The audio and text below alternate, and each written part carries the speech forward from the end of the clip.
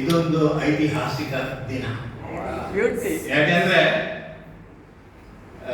ಎಷ್ಟೋ ವರ್ಷದ ನಂತರ ನೋಡಿದಂತ ಹಲವಾರು ಮುಖಗಳು ಇಲ್ಲಿ ಮುನಿರಾಜಿ ಮತ್ತೆ ನಮ್ಮ ಜಯನಂದ್, ವಸಂತ ಶೆಟ್ಟಿ ಮತ್ತೆ ಕೆಲವರು ಗೊತ್ತಿಲ್ಲ. ಮೊನ್ನೆ ಊಟ ಹೌದಾ ಊಟದಲ್ಲಿ ನಾನು ನೋಡಿ ಅಂತ ಕೆಲವು ಮುಖಗಳು, ನಗು ಮುಖಗಳು ಒಂದು ರೀತಿಯ ಪ್ರೇರಣೆ.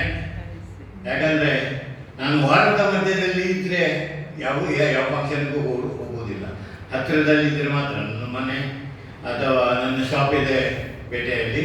ಚರ್ಚಿನಲ್ಲಿ ಏನಾದ್ರು ಪ್ರೋಗ್ರಾಮ್ ಇದ್ರೆ ನಾನು ಹೋಗಿ ಮಧ್ಯಾಹ್ನ ಬೀಗ ಹಾಕಿ ಹೋಗಿ ಅದನ್ನ ಅಟೆಂಡ್ ಆಗಿ ಗಟ್ಟಿ ಊಟ ಮಾಡಿ ಬಂದು ಬರ್ತಾರೆ.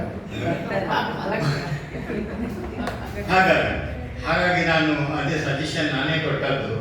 ಇನ್ನೇನು ಕಾರ್ಯಕ್ರಮ ಇದ್ರು ಕೂಡ ಆದಿತ್ಯವಾರ ಇದ್ರೆ ಎಲ್ಲರಿಗೂ ಒಂದು ಸುಲಭ. ಯಾಕಂದ್ರೆ ಮನೆಯವರಿಗೂ ಕೂಡ ರಜೆ, ಮನೆಯವರಿಗೂ ಕೂಡ ರಜೆ, ಎಲ್ಲರಿಗೂ ಶಾಲೆಗೂ ಕೂಡ ರಜೆ, ಅಂಗಡಿಗೂ ಕೂಡ ರಜೆ, ಶಾಪಿಗೂ ಕೂಡ ರಜೆ, ಕಿರಾಣಿ ಅಂಗಡಿಗೂ ಕೂಡ ರಜೆ. ಏನು ಐಸ್ ಕ್ರೀಮ್ ಪಾರ್ಲರ್ ಏನಾದರೂ ಓಪನ್ ಇರ್ಬೋದು. ಹಾಗಾಗಿ ಇಂತಹ ಒಂದು ಒಳ್ಳೆಯ ಸಂಬಂಧವನ್ನು ಇಟ್ಕೊಂಡು ಬಂದಂತಹ ನಮ್ಮಂತ ಪರಬರಿಗೆ ನೀವೆಲ್ಲರೂ ಒಂದು ನಿಮ್ಮ ಸ್ಫೂರ್ತಿ ನಮಗೆ ನೋಡ್ಬೇಕು. ಯಾಕಂದ್ರೆ ನೀವು, ನಾನೀಗ ರಿಟೈರ್ಡ್ ಆಗಿ ಒಂದು 6 ವರ್ಷ ಆಯ್ತು ಮಾತ್ರ, 66 ರನ್ನಿಂಗ್. ಹಾಗಾಗಿ ಈ ಪ್ರಾಯದಲ್ಲಿ ನನಗೆ ಒಂದು ಅವಕಾಶವನ್ನು ಕೊಟ್ಟಿದ್ದೀರಿ ನೀವು. ಮಾತಾಡ್ಲಿಕ್ಕೆ ಹೋದ್ರೆ ತುಂಬ ಉಂಟು, ಅದರದ್ದು ಆಗುವುದಿಲ್ಲ. ಯಾಕಂದ್ರೆ ಮನೆಯಲ್ಲಿ ಘಟನೆಗಳು ನಡೀತಿವೆ. ಆ ಘಟನೆ ಬಗ್ಗೆ ಎಲ್ರಿಗೂ ಕೂಡ ಗೊತ್ತಿದೆ. ಎಲ್ಲಿ ನಮ್ಮ ಫಸ್ಟ್ ನಾವು ಮೈಸೂರಿಗೆ ಹೋಗಿದ್ವಿ ಲಾಸ್ಟ್ ಇಯರ್ 2022ಗೆ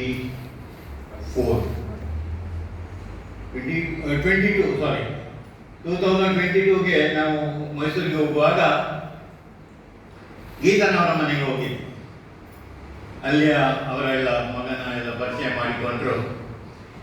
ಫೋಟೋ ಎಲ್ಲ ತೆಗೆದು ನಾನು ಫೋಟೋ ಕೂಡ ಗ್ರೂಪಲ್ಲಿ ಹಾಕಿದ್ದೆ 22ನಲ್ಲಿ. ಅದರಿಂದ 10-15 ದಿವಸದ ನಂತರ ಒಂದು ದೊಡ್ಡ ದುರ್ಘಟನೆ ನಡೆದೋಯಿತು.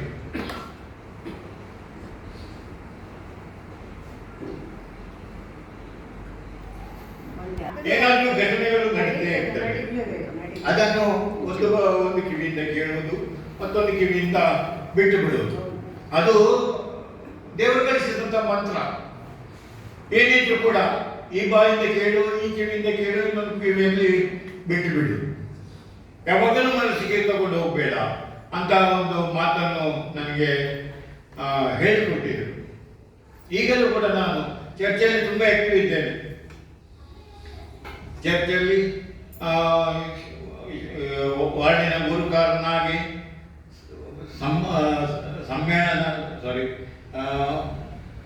ನಮ್ಮದೊಂದು ಇದಿದೆ ಕೂಟ.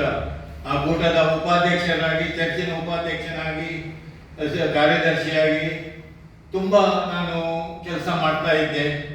ಈಗ ನಾನು ನಮ್ಮ ವಾರ್ಡಿನ ನಮ್ಮ ಕರೆಯ ಗುರಿಕಾರನಾಗಿ ಕೂಡ ಕೆಲಸ ಮಾಡಿದ್ದೆ. ಇದೆಲ್ಲ ಸಾಧನೆ ಮಾಡಲಿಕ್ಕೆ ಸಾಧ್ಯ ಆಯಿತು ಎಲ್ಲರ ಒಂದು ಸಹಕಾರದಿಂದ.